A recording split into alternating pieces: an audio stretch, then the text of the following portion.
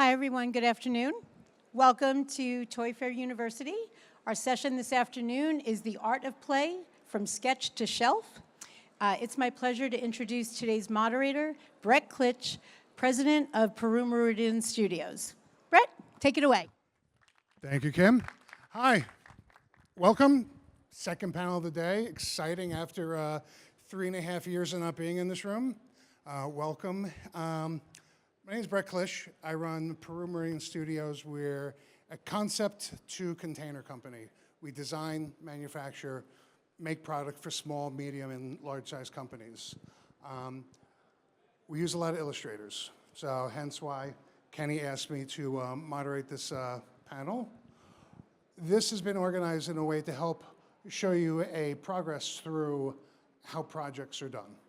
We have first Carlos Mendoza, our first illustrator, who's a character designer, product illustrator. He's going to be going through how he's designed characters for products and bringing it from his initial sketch all the way to the end. Then Louise is an illustrator for kids products, pet products, and family products, and she's going to show you how she gets inspiration for product to go from the concept through the end. Kenny, a legendary illustrator, animator, and package designer. You will not get through this building without seeing a game company without at least one game that has Kenny's work on the cover. So he's going to go through his beginning ideation, all the way through all the different steps up to his finished box art, which I think he even has it sitting here, right? Well, have your wife bring it up. So, yes, so we're going to start with Carlos Mendoza. Carlos.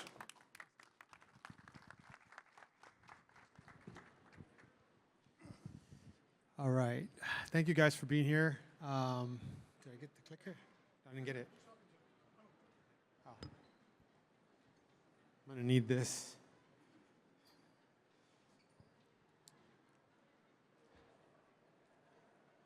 Okay, so I've been working in the toy industry for about 18, going on 19 years, and I had the privilege of working on the SpongeBob SquarePants line for Nickelodeon and Alpha. And I'm just going to walk you today through my process, basically designing characters, pretty much just how I go through the initial stages of development.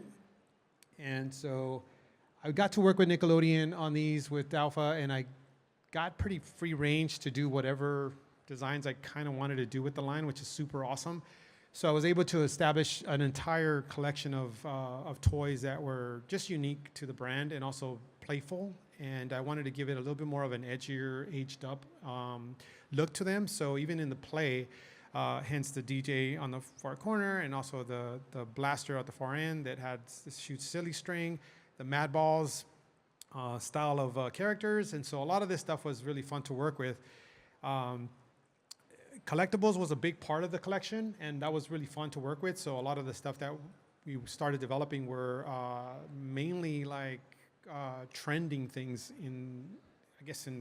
everybody was just trending with like SpongeBob memes. So we started putting the memes into actual collectibles. So this is them. This is actually got a couple awards for this one too. And then when we started working on the line, we started noticing that a lot of the characters were resonating with a lot of the people and collectors. So I asked them if we would do a line of characters that were based on scenes from the cartoon. And so they said, well, come up with some fun new poses and stuff. So I was able to create a bunch of different characters like Mr. Krabs. I really wanted to bring that kind of graffiti style to the lineup. Even though the characters had to stay true to the actual aesthetics of the cartoon, I was able to kind of add a little bit of edge to them. You can see that in Mr. Krabs' eyes, some of the poses that are on the characters. And so one of the key things that I like to do, and it's very important that we don't see very much of, is this part of the process, which is the control drawings. Control drawings are super important. It's a big part of what we do as character designers, especially in the toy industry. The character here, this is Fred the Fish. You've probably seen this character in the show, or if you haven't seen him, you probably heard him. He's the one that says, oh, my leg. He's the one that always screams that in the background. So I thought Fred would be a really fun character to do in the lineup. So this is my control drawings for him. I always start with primitive shapes up top, go across the board just to make sure that everything aligns from the most basic forms, shapes. And then I go right into the bottom part of it, which is basically just the, the actual character aesthetics. This is the stuff that I send over to Nickelodeon, and they go ahead and approve it or give me their feedback and notes. Then I go right into the character style guide colors. I start selecting colors to the character that I designed. And then again, once again, it goes right back to Nickelodeon for approval. This is a really fun stage. This is kind of like a coloring book at this stage, where you can kind of start, coloring them as you would any coloring book. So this is kind of like the fun kiddie part of the process. Then I hand that over with the measurements and stuff to the 3D team, and they go ahead and develop the character in 3 dimensions. Again, this is a very key part of it because we want to make sure that the aesthetics of the character, not only in concept, function, they have to work. So the task was that each one of these characters has to stand on its own. So it can't have a base. So that was a challenging thing because these things are super, super tiny. And so the trick was to actually make their feet either wider or the stance bigger, maybe almost tripod stance. So it ended up working. The mission accomplished was that we ended up having every single one of them stand. If you also notice too that the king jellyfish on the bottom corner, I did them in a very, very sinister style. Again, I really like that edginess to them. But along the lines, Nickelodeon felt that it didn't really read like it. It read more like a spider. So these are things that end up happening during the process, which is when you end up going to the licensor and they end up changing things. So as you can see later down the line, the characters change. So you can see King Crab at the bottom, King Jellyfish changed to an actual jellyfish style. So other than that, they all came out pretty close to my sketches. We ended up packaging them in these little cups. The idea was that we wanted to make them look like they were like little yogurt packages, which we thought would be kind of silly and fun. A lot of things that I did with the designs as well, this is really fun for me, is to hide certain things in these toys. If you look really closely at the ice cream in Patrick, it's actually Squidward's face on it. I don't know if you guys can see it. So there's a lot of little hidden treasures in some of these toys. A lot of us designers like to throw a little bit of those type of things into it, which makes it really fun for those that collect these things. It tells a little story. And so, yeah, that's pretty much the gist of it. And it was a lot of fun. So today, if you guys ask questions today, I will give you guys one of those smelly pants for the first, four people that ask questions to us. I'll give you guys the smelly pants. They're collectibles. You can't find them anymore. So make sure that you guys ask your questions to us, all right? Thank you, guys. Appreciate it. Thank you, Carlos. And up next, Louise.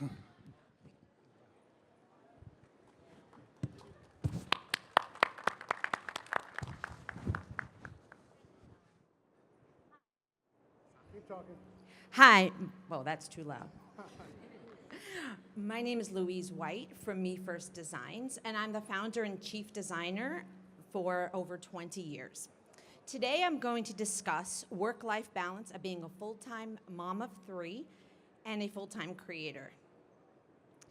So a bit about my background. I am from New York. I currently live in New Jersey, which isn't very far. I haven't left. And I've always wanted to be an artist. Stubbornly always wanted to be an artist. Originally, I thought maybe I'll be an architect, but that did not work out. Everything I did had a smiley face on it, so I figured, you know what, toy design it is. But I have actually worked from home for over 20 years. I had very few jobs in-house.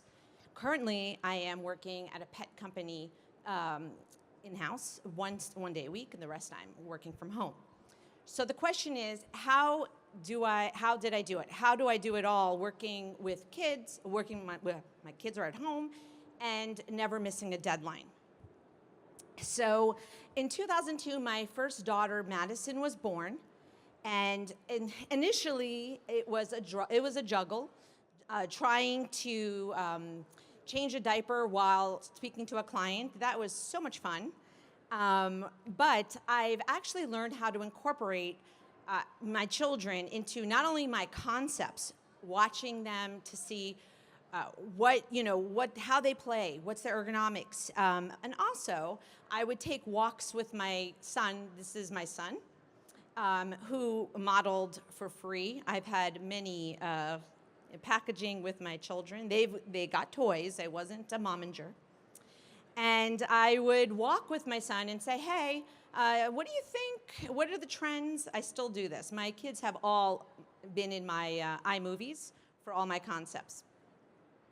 This particular concept was licensed by Alex, and it's Barber in the Tub. My son actually, right now he's 17.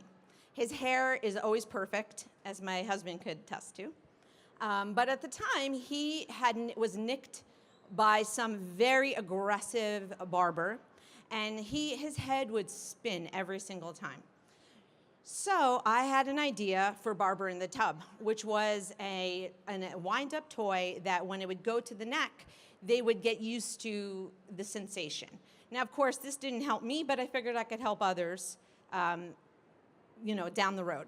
And this is that concept. Once it no longer was licensed, I gave it a birthday, figured, hey, let's come up with another concept similar. So the concept that I'm actually going to be discussing today is this particular one by a company called, I probably am not pronouncing this correctly. I'm from New York, and we never pronounce anything correctly. And my husband's from Canada over there, and he always tells me I'm wrong. Bon Falou. I'm hoping that's correct. If I'm wrong, I'm sorry. They gave me the logo. They gave me the cookies for pets. I should say this is for pets. And it's an advent calendar. Those were the parameters that I was given, and they wanted me to come up with a look. Now, most of the things I do is cutesy, fun, plush. I've done hundreds and hundreds of toys, but this was different. So I actually enlisted my eldest daughter, Madison, who is now 21, and I'm 4.0. I'm a very proud mom, double major in painting and in social work. And so I figured this is a perfect time to actually work together as a team. So all those years of them watching me, half focusing on what they're saying, mostly kind of thinking about what I'm doing. And this is the time that we could collaborate. Now, you have to understand, my daughter was getting paid this time because they do not work for free toys. So she would come up with sketches. I would give her, here's a dog, here's a macaron. And here's the process. So she would, send it to me, and now she's learning Photoshop, but I would take it into Photoshop. I would make up, my own characters, but I figured this company needed that look. So here was the actual finished concept.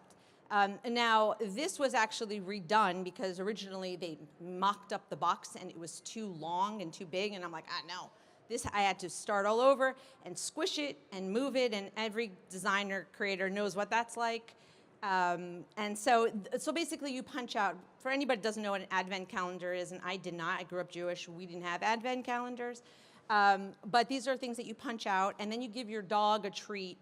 I don't know if the dog really cares, but there it is. So what's amazing and special about this is the finished product. And this is something that I collaborated with my own daughter, and I got 2 boxes, gave her one, she had one, and I have one, and it's something that I will always remember doing something together.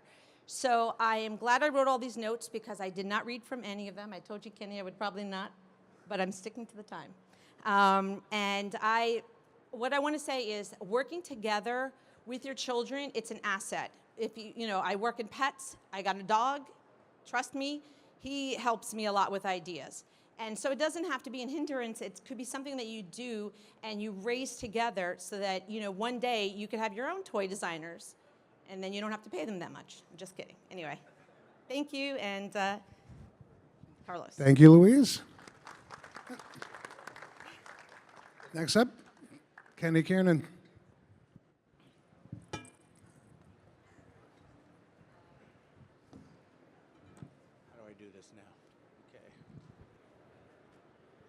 Wrong way. Excuse me, guys. Thanks, Brett. Thanks, everybody, for coming out today. So today I'm going to talk about the design and illustration of Popcorn Party, this game here, that was produced by Endless Games, which is now owned by Goliath. And I really like this box because it catches your eye and it really stands out on a store shelf. It looks fun, right? And that's what we want, right? Popcorn Party was invented by a guy whose name a lot of people in this room probably know, Don Ullman, who is the inventor of Soggy Doggy, Drone Home, and Don't Step in It, and a bunch of other great toy stuff. And Don asked me if I would do a comp for presentation for when he was shopping this game around to the toy companies. Can you hear me okay, by the way? 3 things I want to speak about when doing projects like this. Capture the energy, the wow moment. Prepare to shift and pivot. Reuse and repurpose. Now I'm going to come back to those second 2 in a bit, but let's start with the first one. Can I go back to, yeah, okay. So there's motion and energy in this box cover. This is the wow moment of the game. There's cards, there's dice, but when someone slams down on that launcher there and launches the popcorn up into the air and everyone tries to grab it, that's the peak excitement moment of the game. That's the magic moment. So how do we go from a blank canvas to something like this? We start with this horrible, terrible looking thing right here. Now, okay, I know that nobody can tell really what's going on here, but this is just the way that I work. I use rough, scribbly sketches to compose a shot, and this is how I try to capture the energy. The popcorn kernel popping up in the middle, the outstretched arms all converging on the popcorn, the upturned faces conveying a sense of anticipation and excitement, the speed lines indicating motion and a sense of a hectic level of energy. So even if you don't know exactly what's going on, you can tell that there's something going on. So here I'm refining it a little bit. It's starting to come together. At this point, let's just pass that point. Maybe at this point, I was able to show it to Don, who approved it, and he said it looked good. I said, okay, well, let's continue, embellish it a little bit more. Add color, shading, highlights, and here we go. Now, this is the finished comp. This is the image that Don shopped around to the toy companies for this game. So he was happy with it, so therefore I was happy, and I was glad to have had the opportunity to work with Don. And less than a year later, I heard from Brian Turtle, who's another guy that a lot of the people in this room probably know, who had told me that Endless Games had licensed the game from Don, and that they liked the comp, and would I like to do the finish for production on it? And of course I said yes. So illustrating a box cover is one thing, but now doing the whole package is a whole nother deal, because there's doing the other panels, there's the components, there's the production work, so it's a lot. So the first thing to do at this point then was to nail down how the front panel looks. And over the years I've kind of come up with my own non-schooled, idiosyncratic way of doing this kind of art style here. I start with really clean shapes of color and add in shading, add in some highlights. Takes a little longer than this actually, but put in some cool lighting effects, and Brian gave me a fun tagline to put on there and the logos, and then there you go. So this is the finish of the front panel for the game. So, we were happy with this, so we had nailed this down, and then we could then proceed doing the rest of the game, which I'll go through quickly now. So here are the rough sketches for the game cards, these popcorn flavors here that I sent to Brian, and that popcorn token there, by the way. And he approved those pretty quick, and these are the color versions of those. This is the actual production file that went to the printer. For this very busy back panel, I offered these 3 different sketches, and Brian chose the one on the right. And here now adding color to that. And you can see that I built the layout around the reuse, as I was saying before, of existing art assets, the cards, the popcorn tokens, there's that launcher there. And here's the just about finished back panel. Very busy, right? I acknowledge that. So let's get back to this launcher device here, because it evolved a lot from the initial concept of the single unit there to towards the end. Now it was going to be this box-like device with the attached plastic tubes and these air bulbs and decals that we put on it, and also the popcorn kernel that was going to come out of the launcher, now is going to be attached to the end of a foam dart. So there was a lot of changing and a lot of revisiting of the artwork that went into this. But you know what? This is a team effort doing a project like this. Everyone's doing their best to make this come out great. It's a lot of work for everybody. So when there's an unanticipated change like this, you shift and pivot from what you were going to do, and you make it happen. You put in the work and make it happen, which is what we did. So the dice were easy. I repurposed the silhouette of the game card art into these different flavors and put into the dice template. And I even designed the instructions sheet here, again repurposing the assets that we had and just to put into this simple design.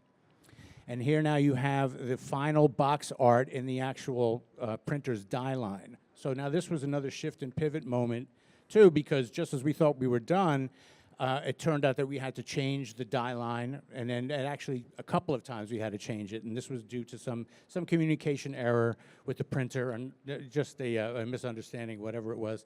And this kind of thing happens sometimes, and again, we put in the work, and we got through it, and we made it happen. And I want to mention that throughout this entire process, Brian Turtle was super cool to work with. He even gave me a designer's credit and let me get my logo on there. If you guys can't see it out there, but I have my little logo on there on the box, which was really cool because that's not something that you're always going to get doing a project like this. So thank you, Brian. I appreciate that.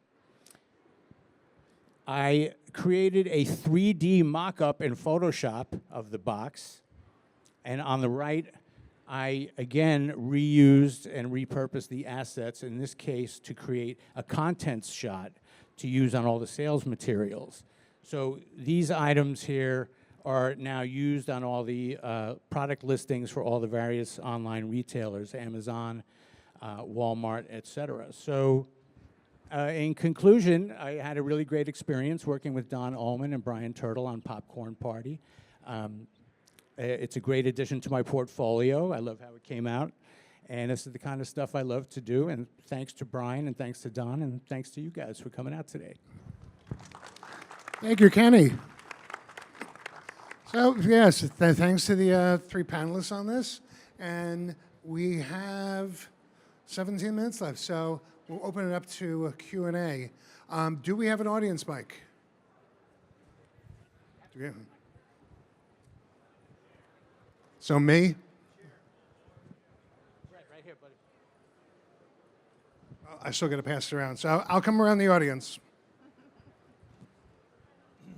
Huh?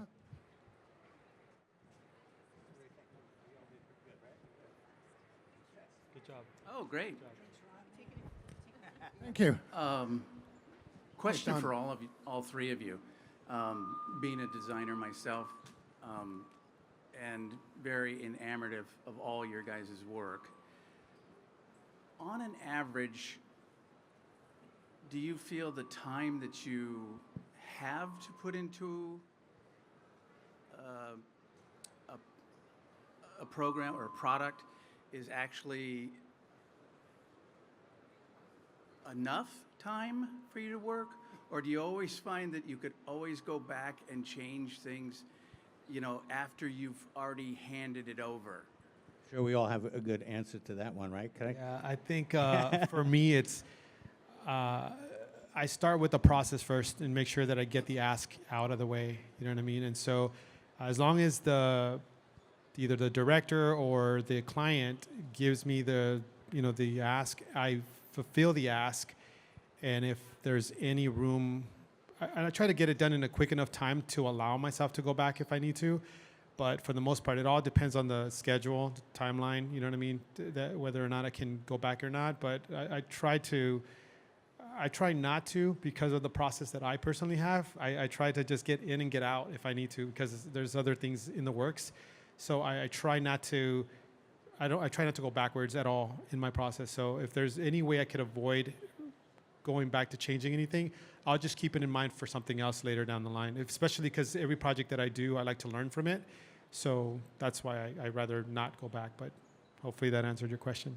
Yes, and so follow up to that. Yeah. Have you noticed in your careers, as you gain more experience and insight, do you sketch more or less as you work through products? Like, the older you get, do you refine your system in your head?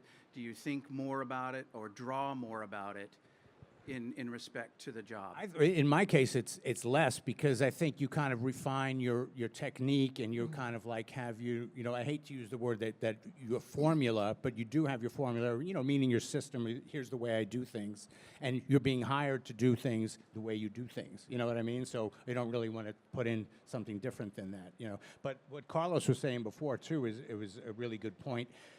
Your other question is about sure, any kind of art, there's a difference between commercial art and, fine art, let's say. So an art form, when is it done? That's a classic question. When are you done writing a song? Put some horns on it, you know what I mean? Like, you're the same thing with artwork, but when it's a commercial job, there's a deadline. So you got to know when to say, it's done now, it's done, because now I got to do this other thing, that kind of thing. So in my case, I do less sketches, but the sketches are maybe more efficient, is a better way to put it. To get to, I know what I have to do. But what about you guys? How would you answer that? Well, for me, when I get a project, I generally do a lot of research in my head and take a lot of photos. I look online, and I do usually a deck of like inspiration. So in my head, I've already figured out what it is that I want to do. And a rule of thumb is, as much as I'd like to give in the concept, and sometimes I do, obviously, people will know that I give a concept like 2 a.m. sometimes. But generally, I try to wait, because the next morning, you could wake up and say, wow, that's amazing. Or like, oh, what the heck was what was I thinking? And this is terrible. So it's always good to wake up the next day and look at it again before pressing send. I agree with that, yeah. Thank you. Thank you. Next. Thank you, sir. You're welcome. Enjoy. Yeah. There you go. Hi, I have a couple questions. Working off of the guy in front of me, you mentioned that as long as you fulfill the ask, that's really all that matters. But I was also wondering, what is like the average amount of time these projects take?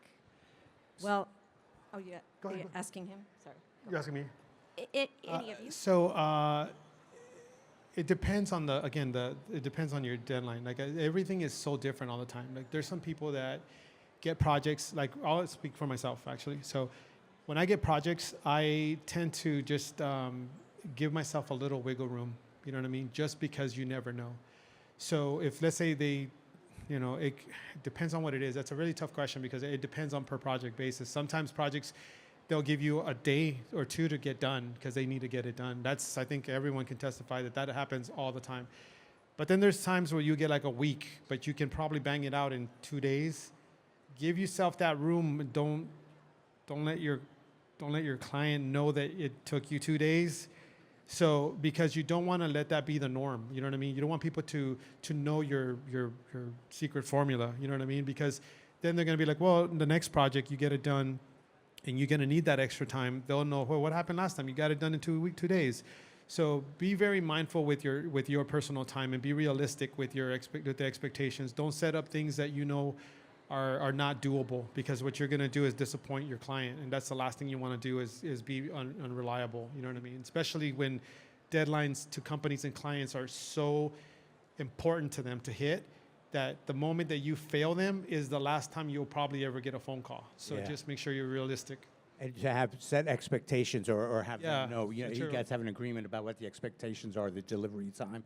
But that's a good question, and you got to think also that your client and you probably also have other projects going on. So you're not just working on that one thing, probably. Like, for example, with Popcorn Party here, I think it maybe took us like 2 to 3 months to do it. It's minimal weeks. There's other projects I work on that, like Carlos said, that are super rush turnaround. Something like this, especially it involves other people, and it requires approvals through corporate and all that stuff, so that takes time too. That's getting done while you're doing the artwork and all that. But, often weeks and months to do stuff, because there's other stuff going on, and it's not just your thing. As I was saying before, you're part of a team effort, and everyone else is cranking, doing whatever they're doing, and all that has to be coordinated.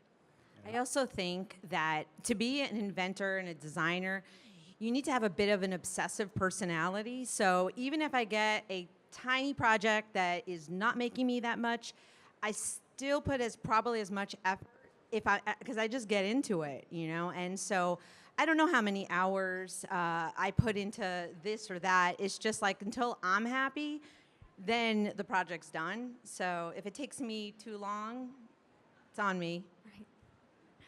And I just have one more question for both Kenny and Carlos.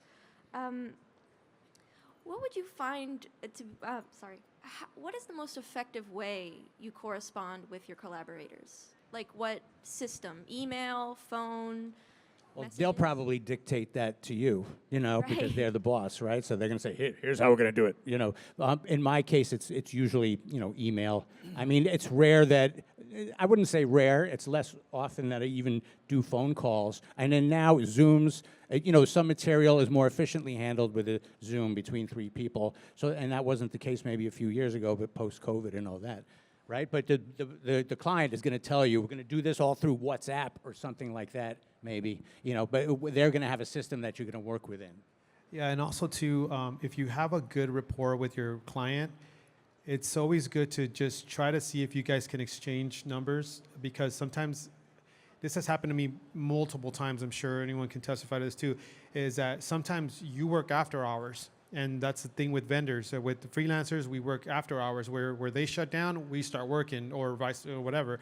So it's good to have at least a form of contact even after hours. So not to say you're going to use it all the time, because some people don't want to be bothered when they're eating dinner, but it's always good to know that if you do have an emergency, you'll use it as like use the bat phone only for that. You know what I mean? Don't only for emergencies. Right. But have a good contact. Yes.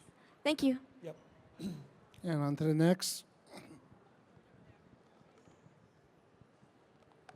And we only have 8 minutes left, so one question apiece, please. Okay, cool.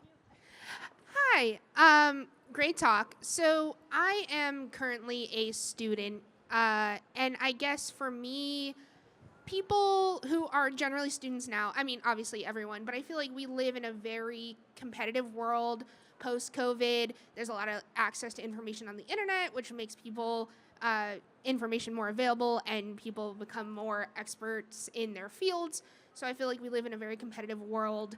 How do you have like people who are contracting you find you? How do you kind of stand out to them? And especially in a day and age where everyone is good, and like, I guess something I found is that like my work is good, but I kind of compare it a lot to others, and I feel like everyone else is amazing at what they do as well. How do you kind of stand out in a field like that?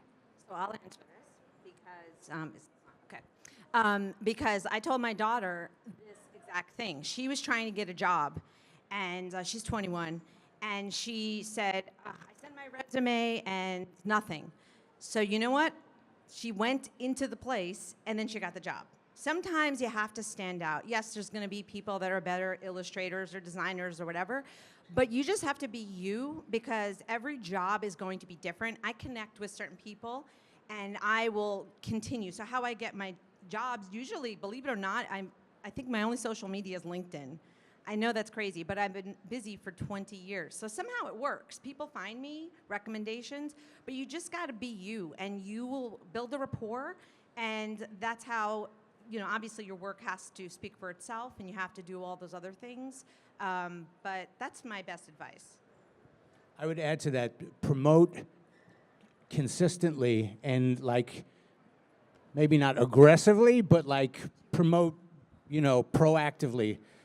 I guess it's, you know, that's redundant, but promote a lot, because you gotta put it out there. People aren't looking for you; they're doing whatever they're doing. So you've got to get in someone's face, you know, and have them see you without even intending to several times till it clicks in their head. It's like advertising. Think about it that way. That, you know, you got to make an impression, but they don't even realize it till like the 19th impression. Oh, there's that thing I've been seeing forever. You know, maybe I'll consider doing that. You know, and your point about everyone being good is, I know it's intimidating seeing other people that are amazing out there, and I agree with that. But now here's something about that, is that those people, number one, aren't necessarily always available. even if a client calls them and says, "Oh, here's this person. This is the obvious choice for it. I can't do it. I'm booked through October." You know what I mean? So it's going to go to someone else, or perhaps that they're a jerk to work with or something like that. They have the work history, and like, I do not want to work with this person because I've learned And what's that Carlos's they're not experience?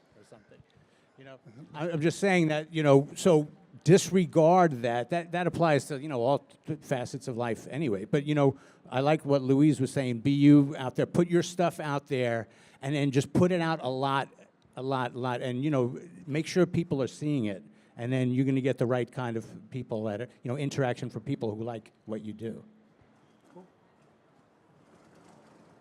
And Carlos? Yeah, I mean, he said it. He said. Yep. he said it. Promote. Well, yeah. And next, please. My question is, have you ever, what is any of your experience with designing characters for a diverse clientele? And is the process the same, or do you have additional processes in order to make the characters authentic? Actually, I've been working with that guy over there, working at an amazing company, Dr. Lisa. You should check out their booth. And I've been working on different diverse dolls and toys and stuff like that. And it's a lot of research I've done. I've done dolls where it's not my comfort zone, and so I have to do a lot of research and try to find what other competitors are doing and find the cute and making it cool. But yeah. Yeah, I agree with that too. Like research, if it's a cultural difference that you're not familiar with the culture, then it's research, which we have to do anyway. That's part of the job for designing any character who's appropriate for any given, project. But I mean, people are people, and humor and, whatever, if it's a comedy thing or something like that is universal also. So, but you've got to know, right, if it's clothing, for example, whatever it's going to be, it's all the same. It's the characters. When there's cartoons, there are those cartoons out there that don't have dialogue, that can work in across any cultures, and those things work for anywhere. It's just fun. Make it fun and make it cool, or make it appealing is what I mean. Anything to add, Carlos? Yeah, just again, research is really important. It's going to be the driving force of what you're going to end up, accomplishing. I've done characters that were like African tribes and Asian tribes as well, and so a lot of that played a big role in the characters I was developing because the craftsmanship in certain cultures really stand out. So I think to be able to get and capture those type of essences that are not common in other cultures, it's good to do your research and ensure that you're pulling the right information off of the research that you're doing to ensure that culture is represented properly, you know what I mean, in that, so, for sure. Okay. And quick question, lightning round. We got a minute left. Okay, so this is specifically for Carlos, but I suppose for everyone as well. How do you work on consistency throughout sketches, specifically of like a single character throughout multiple sketches or from a certain like property or license? So I watched SpongeBob a ridiculous amount of times. Like I had to watch almost every episode. I watched him. I dove into the character. So diving into the character is super important. Understanding him, drawing him a lot. Yeah. So because I'm a product designer, I had to understand his mannerisms. And so in order for Nickelodeon to approve the characters, I needed to get in the animator's head, like what makes the character gestures right, the expressions they make. The reason I picked Fred particularly was because he is maybe a tertiary character. He's really kind of off. I could have done Patrick, I could have done any other one, but I really chose him for this presentation specifically because I had to watch so many episodes to find out what really made Fred Fred. You know what I mean? And it was really his leg. So when I developed the character, Nickelodeon really resonated with them because they knew the joke. And so understanding your characters and researching them is super important. So I drew Fred a lot and SpongeBob a lot. So I understand how many hoes he has and how many 3 here, 2 here, and I understand that. So drawing the characters a lot of times is really going to be helpful, especially in sketch mode.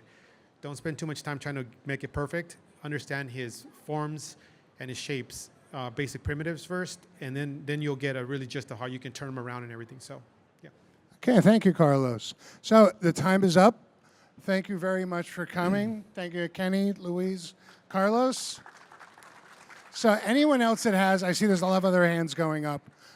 Afterwards, through that door, right there on the other side in the corner of that room is the Artisan Social Club that Carlos runs. If you have questions, come on over. The whole group is going to go over there to answer any questions you want. Can I say one more thank thing? you. Can I say one more thing? Yeah, so we also have Sense Labs tablets there that you guys can go test out some new stuff and draw with us. If you have any further questions, feel free to come talk to all three of us there at the booth. And we're all heading over there now, so if you guys want to head over and come talk to us, chit-chat, and if you have any questions or if you were too shy to ask, you can come by and ask us there. It's booth 4603. Thank you, guys. Thank you much.